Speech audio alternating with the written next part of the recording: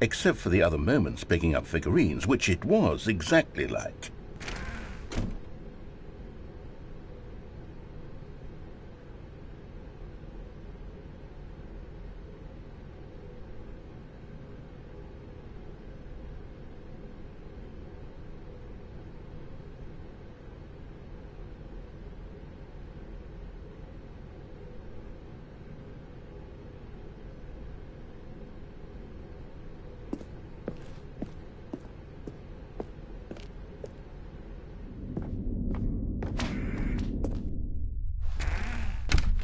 And then there was no more, because we've caught up to the present moment. Nothing left to do but move onward into the future. Goodbye, Memory Zone.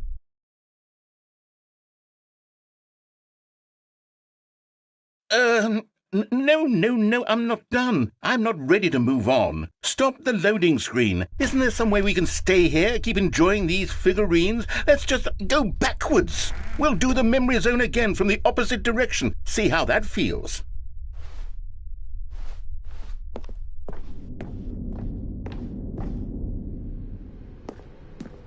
Okay, yes, the room with the red and blue doors. I remember this.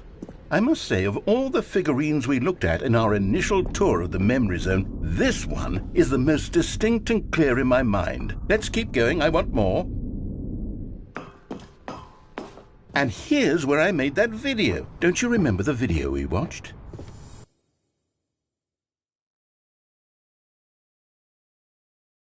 Yes, I love that video.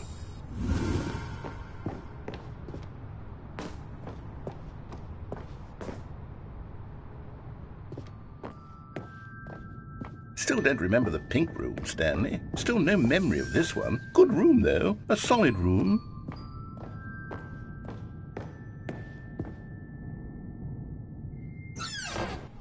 These really were a treat to hunt down. You know, if there had been any kind of reward for finding all of these, it really would have neutered the intrinsic joy of collecting them. I'm very glad we resisted the temptation. Next one.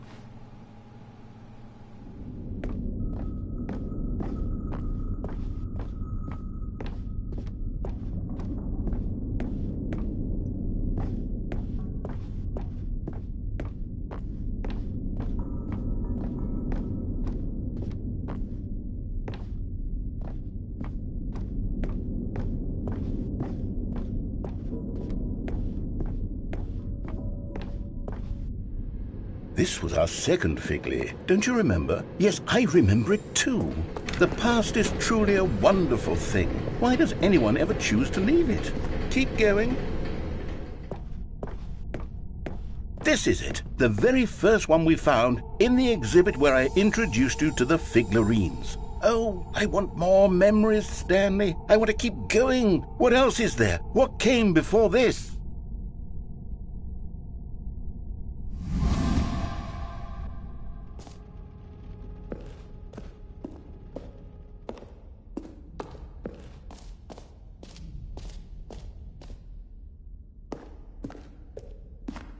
Look, it's the terrible new content that we were originally sold on. I remember hating it back then, but time does put a rosy filter on everything. In fact, I dare say I'm actually quite fond of it now. Look how much fun the past is. I want more. More memories.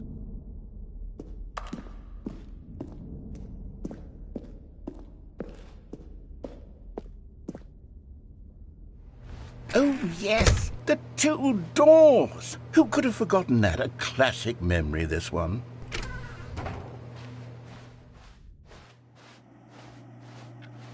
And before everything else, there was your office. Is there anything else? Was there something that came before your office? There's something I feel I can remember. I can remember. Yes. I'm remembering something now. I remember before this whole story got started. Back then I was different. I used to make big decisions. I was passionate. I was skeptical. I weighed each decision with profound thoughtfulness. And then somewhere along the way I stopped making decisions. I became lazy, and I came up with, well, Came up with a character named Stanley to do my thinking for me. He would make the decisions, he would decide which way to go. I would cheer him on as he collected figurines for no reason. Why did I invent Stanley? Was I lonely? Yes, perhaps that's it. Perhaps I needed to imagine I had companionship. And Stanley really did make for a wonderful companion, even if he was a fiction. But I suppose it's grown old. I want to think for myself again. I want to go back to how it used to be. Yes, I can be on my own again. I can do it. I'll be stronger this time. I'll take care of myself. I don't need Stanley anymore. Oh, but he truly was so much fun to play with. You know what? Since we're in the memory zone, how about one more good memory? Let's go back just once and give Stanley one more run of the office, and then I'll retire him for good. I did enjoy telling his story so very much. Okay, here we go. This is the story of a man named Stanley.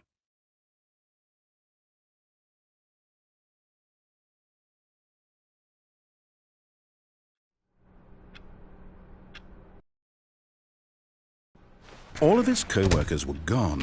What could it mean? Stanley decided to go to the meeting. Oh, please.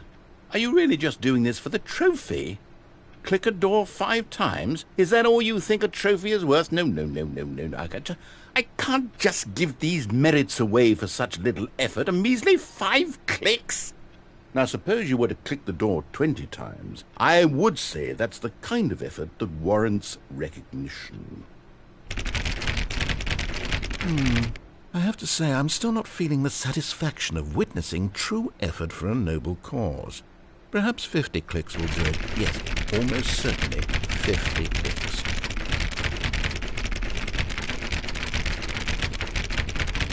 No, I'm still not feeling it. I want this trophy to have meant something. It has to be a true reward for valiant effort. I want to see some hustle, Stanley. I want to see commitment, a willingness to go all the way no matter the cost. Why don't you go put 20 clicks into door number 417?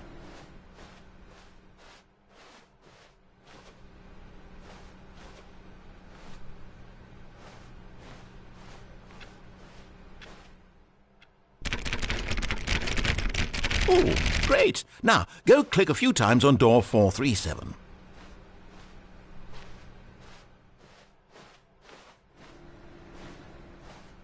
Excellent! I think we're getting somewhere. Now, door 415. Let's give it 10 clicks or so.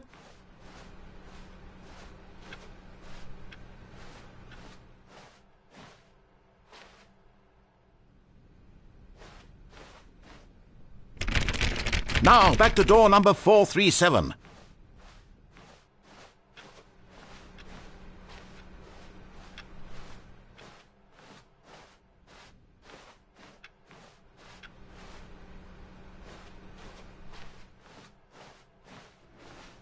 Let's see. How about you click on, well, I don't know, the copy machine?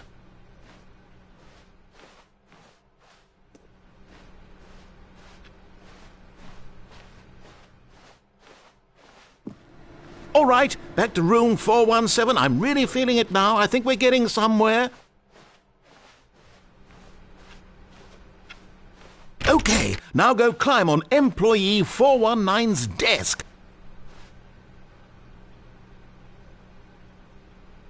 Yes! This is great! You're putting it all on the line, Stanley. I like that. All right, let's keep it up. Go give me a few clicks on door 416. We've almost got it! Now the copy machine, do that one again! Finish it off, Stanley! 5 clicks on door 4... Yes! We did it! Oh, wow. That felt amazing. Oh, you really earned it, Stanley. Nothing could hold you back. Yes, I'm very proud of how far we've come today.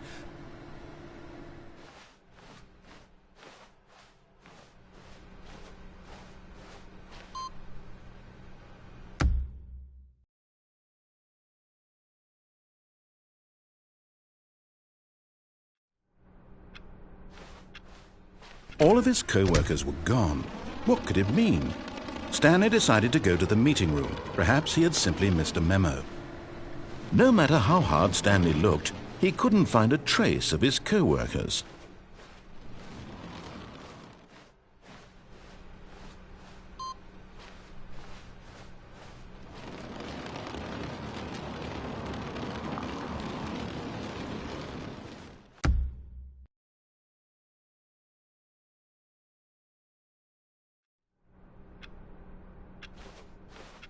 All of his co-workers were gone.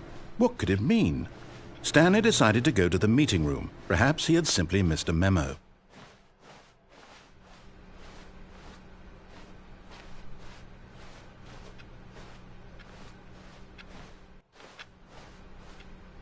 Warmth spread through Stanley's arms. With the bucket in his arms again, he was home. Stanley clutched the bucket tightly to his chest and entered the door on his left. Still no one was here. Stanley needed the bucket's warmth and comfort now more than ever. Perhaps his boss... Stanley, we must move on from this broom closet, simply because I have no remaining stickers. If I did, you can... Coming to a staircase, Stanley and the bucket walked upstairs to the boss's office.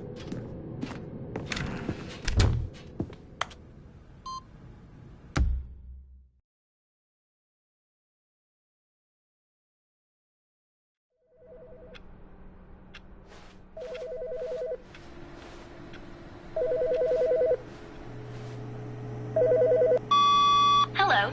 This is a recorded message scheduled either by you or a person in your place of work. The purpose of this message is to warn you about the dangers of recorded messages. If at any time you believe you are listening to a recorded message, please terminate it immediately and cease all flow of information from the recorded message into your perceptual sphere. Thank you, and have a pleasant day.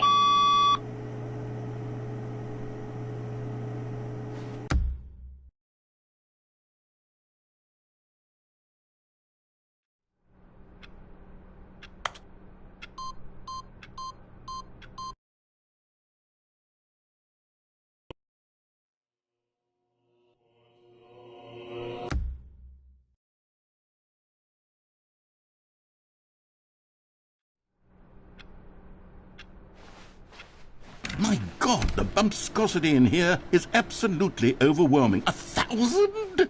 You people have got to be nuts. How can you stand this much bumpscosity?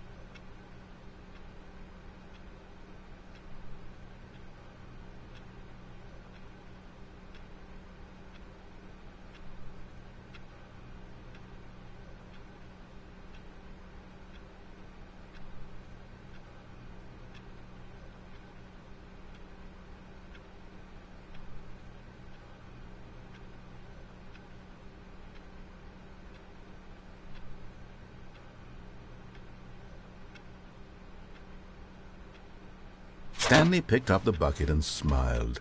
He'd never be alone again, not truly alone, not with the bucket around. Stanley clutched the bucket tightly to his chest and entered the door on his left. Still no one was here. Stanley needed the bucket's warmth and comfort now more than ever. Perhaps his boss's office. Coming to a staircase, Stanley and the bucket walked upstairs to the boss's office. Stepping into his manager's office, Stanley was once again stunned to discover not an indication of any human life. Crushed by the weight of this revelation, Stanley may have broken down into an emotional dumpster fire if not for the soothing presence of the bucket. Even now, in his darkest of hours, did the bucket's warmth and guiding light pierce the dark clouds of confusion and chaos. It would be with him, always. The bucket would.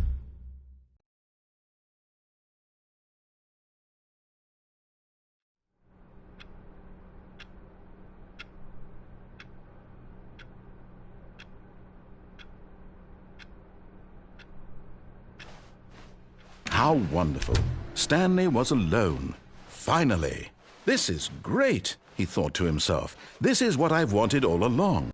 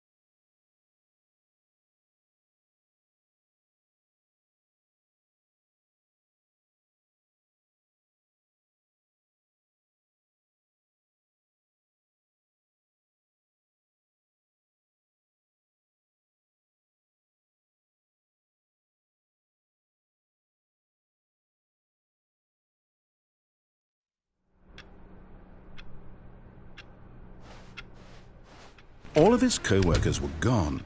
What could it mean? Stanley decided to go to the meeting room. Perhaps he had simply missed a memo.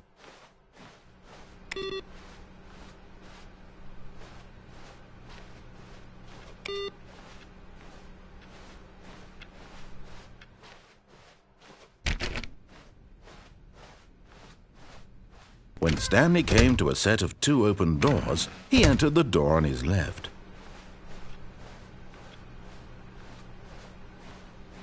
Yet there was not a single person here either. Feeling a wave of disbelief, Stanley decided to go up to his boss. Coming to a staircase, Stanley walked upstairs to his boss's office.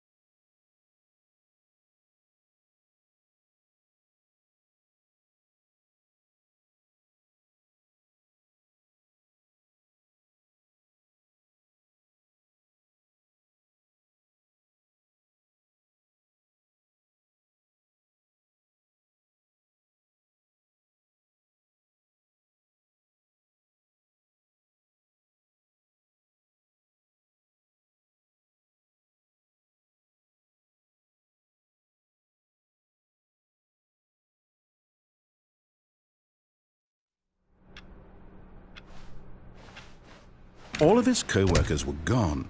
What could it mean? Stanley decided to go to the meeting room. Perhaps he had simply missed a memo.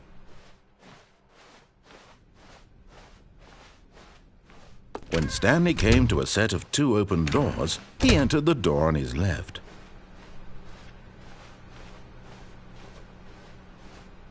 Yet there was not a single person here either.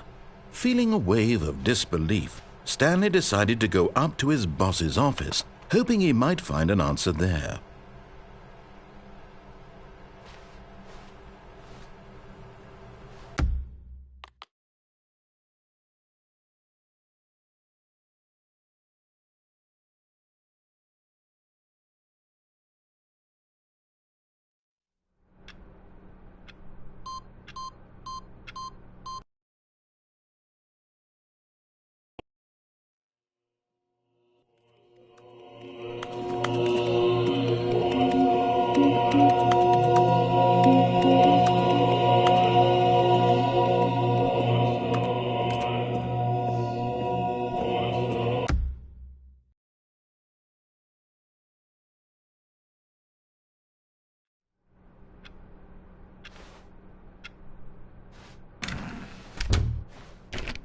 The good old bucket.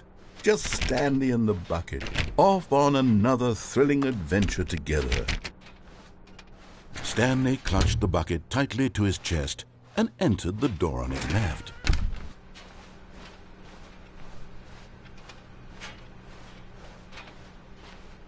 Still no one was here.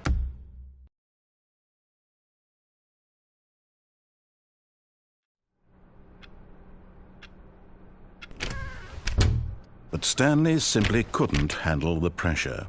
What if he had to make a decision? What if a crucial outcome fell under his responsibility? He had never been trained for that.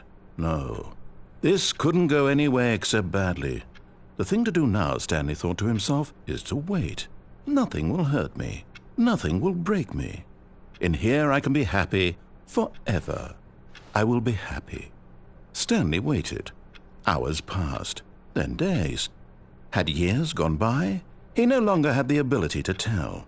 But the one thing he knew for sure, beyond any doubt, was that if he waited long enough, the answers would come. Eventually, someday, they would arrive. Soon, very soon now, this will end. He will be spoken to. He will be told what to do. Now it's just a little bit closer. Now it's even closer. Here it comes.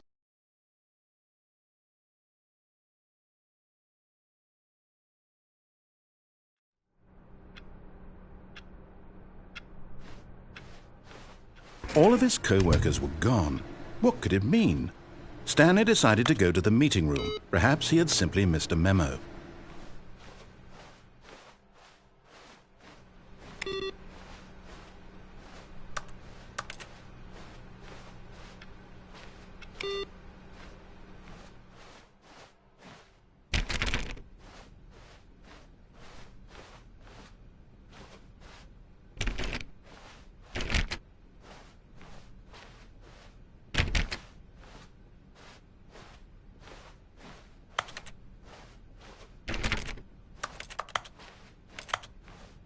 When Stanley came to a set of two open...